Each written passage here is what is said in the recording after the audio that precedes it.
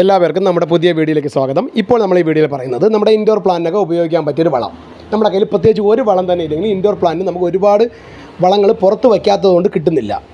അതായത് മെഗ്നീഷ്യം നമുക്ക് കിട്ടുന്നില്ല, അല്ലെങ്കിൽ ഫോസ്ഫറസ് കിട്ടുന്നില്ല, നൈട്രജൻ കിട്ടുന്നില്ല, കാൽഷ്യം കിട്ടുന്നില്ല. അപ്പോൾ ഇതിനെല്ലാം കൂടെ ചേർന്ന് നമുക്ക് അടിപൊളി വളമാണ് പറഞ്ഞു തരുന്നത്. നമുക്ക് പെട്ടെന്ന് വീട്ടിൽ തയ്യാറാക്കി കൊടുക്കാം. നമ്മൾ സാധാരണ നമ്മളെ വീട്ടിൽ കിട്ടാനുള്ള പഴത്തൊലി ഒരു വെള്ളത്തിൽ അരിഞ്ഞിട്ട് 3 ദിവസം അടച്ചു വയ്ക്കുക.